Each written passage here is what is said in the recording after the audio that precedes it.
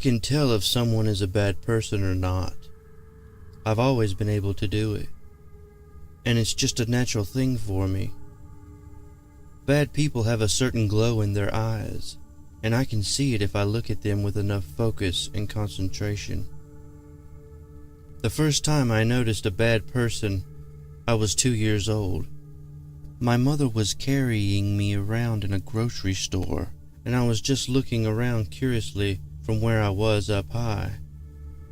I saw a man wearing a black jacket emerge from one of the aisles, and I saw his head snap to where I was. He stared at me, and a grin spread across his face as he waved at me. He slowly sauntered up to me until he was around 10 feet behind my mother, and I was staring at him over her shoulder. He pulled a small digital camera out of his jacket and smiled at me. My head started to hurt, and I began to cry. As the man started taking pictures of me and my mother, I cried louder. My mother noticed and set me down. I pointed to the man behind her, and she wheeled around. The man was already running towards the candy aisle, but he didn't make it very far. As he reached the aisle, he ran into a much larger man. He ran directly into him, and his camera fell and smashed into the ground as he fell backwards. He fell onto the floor, and a loud crack was audible from where I was as the back of his skull hit the hard floor. Paramedics came, and he was carried out of the store on a stretcher. The headache subsided, and I noticed the large man from before standing in the street with a proud look on his face as we left the store.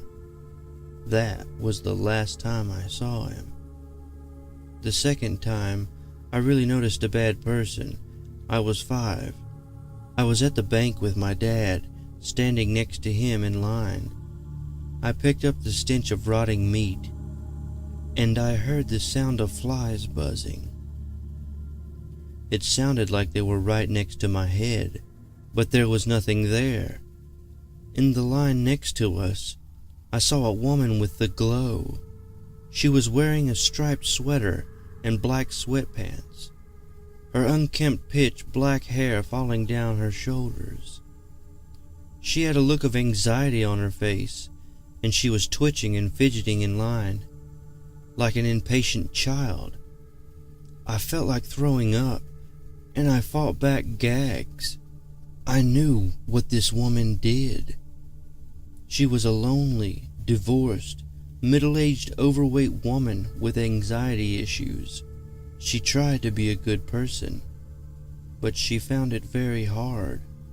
There was no place to turn to when she had problems with work, no person to vent to when someone insulted her, and no one to tell her she was beautiful when someone told her she wasn't. There was no place to channel her anger, so she made one. Every time she couldn't handle her problems, she would yell at her little cocker spaniel. That soon escalated to kicking it, then to starving it. She didn't only take care of her anger with this abuse, she ended up taking some sort of sick pleasure from it. And that morning, she was so fed up with her life that she crushed half of its skull with a 14-pound hammer. I was so overwhelmed by the vision, and the smell of rotting meat, and the sound of flies buzzing and muffled yelping that I vomited all over the floor. This woman was so disgusting. My 5-year-old mind couldn't handle it, and I passed out. I had a dream that I would never forget while I was out. I saw the woman from the bank walking down a busy street. She was smiling, her teeth stained with blood, brown hair stuck around her mouth, some sticking to her teeth. She walked to the front of the grocery store, and I noticed the large man from 3 years ago looking at her from the window. He had his face pressed up against the glass from inside the store, with a proud look on his face. The woman realized he was staring and she backed up, away from the door. I heard sounds of banging from above the street, like sounds I hear when I pass a construction site. A hammer falls from the roof of the grocery store and strikes the woman in the forehead. The large man doesn't flinch, and I hear him laugh. Everything becomes blurry, and the world starts spinning. I smell vomit, rotting meat, and pure death. That's when I woke up. I was laying in a hospital bed, with my parents standing around. My mother saw that I had woken up, and she grabs a hold of my small hand.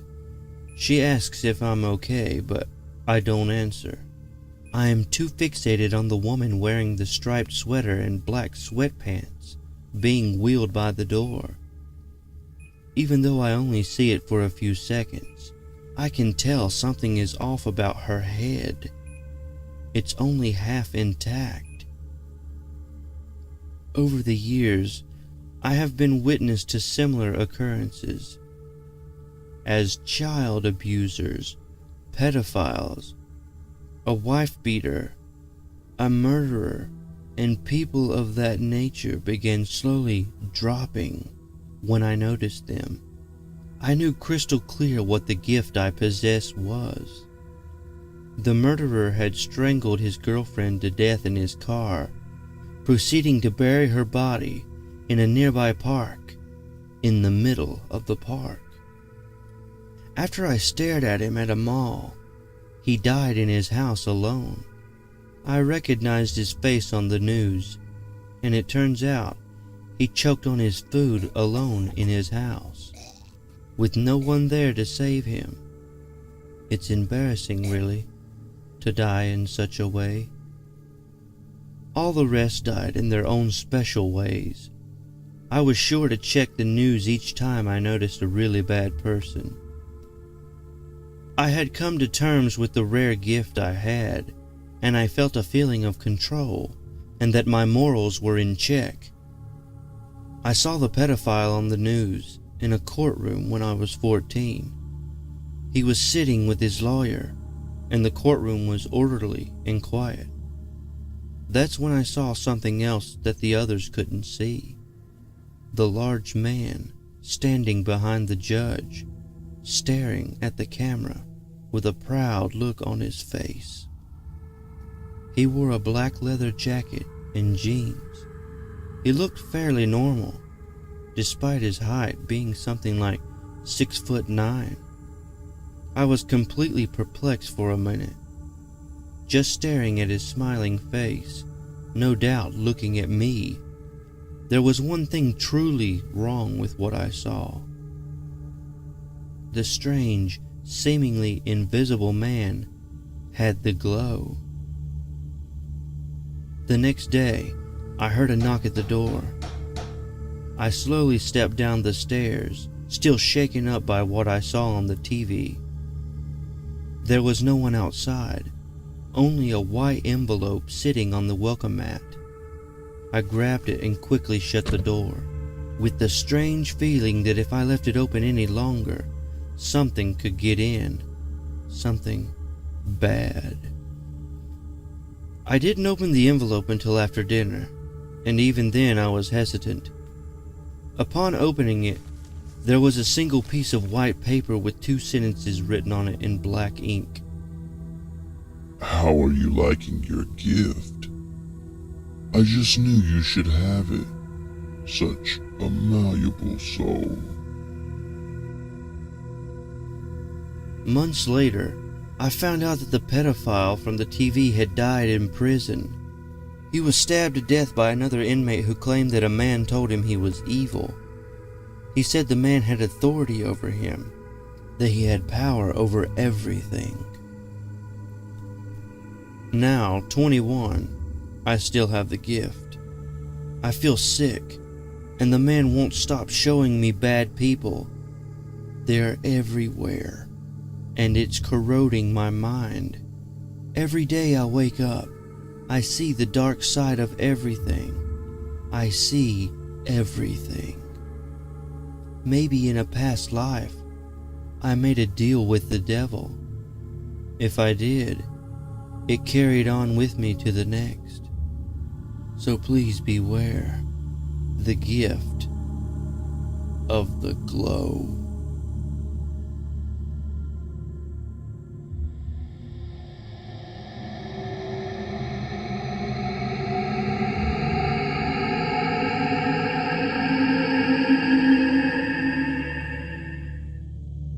Hello, listener. If you've made it this far, why not follow me on Twitter at CreepyPastaEd? Don't forget to click the link to subscribe, if you dare. And if you have a creepypasta or any chilling, creepy, spine-tingling story you want to be heard, send it to creepypastaed@gmail.com. Look me up on the Creepypasta Amino app. And remember, don't fall